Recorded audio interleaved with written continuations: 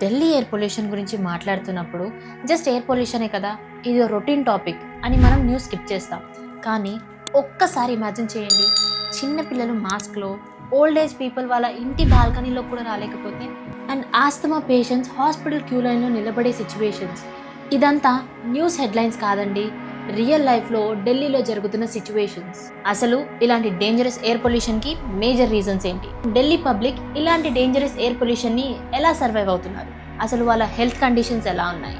ఈ issue public right. మరి public protest చేస్తున్నప్పుడు గవర్నమెంట్ ఎందుకు వీళ్ళని క్రిమినల్స్గా ట్రీట్ చేస్తుంది? ఇప్పటి వరకు ఈ ఎయిర్ పొల్యూషన్ మీద అండ్ పూర్ ఎయిర్ క్వాలిటీ మీద గవర్నమెంట్ ఎలాంటి యాక్షన్ తీసుకుంది? సేమ్ ఎయిర్ పొల్యూషన్ ప్రాబ్లమ్ని 2013లో చైనా ఫేస్ చేసింది. ఎయిర్ పొల్యూషన్ని తగ్గించింది కూడా. మరి చైనా ఎలాంటి యాక్షన్స్ తీసుకుంది? ఢిల్లీలో సిచ్యువేషన్ ఎంత డేంజరస్గా ఉందంటే అక్కడి పబ్లిక్ నార్మల్ లైఫ్ కాదు, సర్వైవల్ మోడ్లో ఉన్నారు. అండ్ లాస్ట్ ఫ్యూ వీక్స్గా ఢిల్లీ మొత్తం స్మోక్తో కవర్ అయ్యింది. మార్నింగ్ స్కూల్ బస్ దగ్గర పేరెంట్స్ అండ్ కిడ్స్ మాస్క్లతో, ఆఫీస్కి వెళ్ళే employees ice burning, throat pain అని ఎన్నో ప్రాబ్లమ్స్తో హాస్పిటల్స్లో అడ్మిట్ అవుతున్నారు. డాక్టర్స్ ఏం చెప్తున్నారంటే రెస్పిరేటరీ కేసెస్ చాలా ఎక్కువైపోయాయని. Jantar Mantar and Indian gate దగ్గర పబ్లిక్ ప్రొటెస్ట్ చేస్తున్నారు. వాళ్ళు మేము క్లీన్ ఎయిర్ కోసం బెగ్ చేస్తున్నాం అంటూ చెప్పిన మాటలు న్యూస్లో వస్తూనే ఉన్నాయి.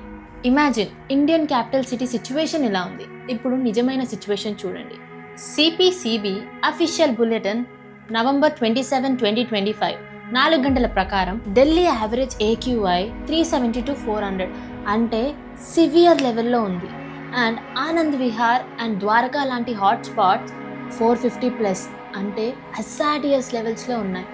అక్టోబర్ 2025 మొత్తం యావరేజ్ AQI 232. లాస్ట్ 3 years మాత్రం వర్స్ట్ అని AQI.in అనాలిసిస్ చేసింది.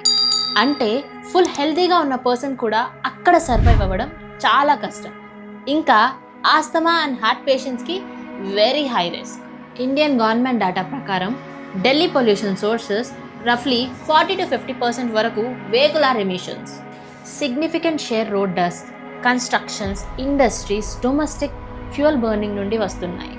రీసెంట్ స్టడీస్ ప్రకారం ఢిల్లీ ఎయిర్లో PM2.5 అని ఒక ఫైన్ పార్టికల్ నార్మల్ స్టాండర్డ్ కంటే 5 నుండి 8% వరకు ఎక్కువగా ఉన్నాయి. అక్టోబర్ 2025 ఢిల్లీకి last 3 years worst air quality అని రిపోర్ట్స్ చెప్తున్నాయి. 25 అక్టోబర్కి ముందు Delhi government 25-point winter action plan announce చేసింది. కన్స్ట్రక్షన్ సైట్స్ మీద స్ట్రిక్ట్ డస్ట్ నార్మ్స్ పెట్టడం అండ్ ఓల్డ్ వెహికల్ ఎంట్రీ స్ట్రిక్ట్గా బ్యాన్ చేశారు. చైనా 2013లో ఎయిర్ పొల్యూషన్ యాక్షన్ ప్లాన్ అని నేషనల్ లెవెల్ ప్లాన్ని లాంచ్ చేసింది. బైజింగ్లో PM2.5ని 2013 నుండి 2017 వరకు రఫ్లీ 30 to 35% వరకు తగ్గించిందని ఇంటర్నేషనల్ అనాలిసిస్ చెప్తుంది. చైనాలో రిజల్ట్స్ అలా వచ్చిందంటే వాళ్ళకి strong industrial control, outdated factory closing and coal base హీటింగ్ని క్లీన్ ఫ్యూయల్గా మార్చడం. పబ్లిక్ ఇప్పుడు డ్యువల్ క్రైసిస్ని ఫేస్ చేస్తున్నారు. ఒకవైపు toxic air, kids wheezing and hospital overload, 68% medical help తీసుకుంటున్నారు. రెండో వైపు protest right suppress, voice raise చేస్తే నక్సల్ లింక్స్ అలైన్ చేసి క్రిమినల్స్గా ట్రీట్ చేస్తున్నారు. ఈ dangerous air pollution and poor air క్వాలిటీని కంట్రోల్ చేయాలంటే బీజింగ్ లాగే మనం కూడా వాళ్ళ ఇన్స్ట్రక్షన్స్ని ఫాలో అవ్వాలి.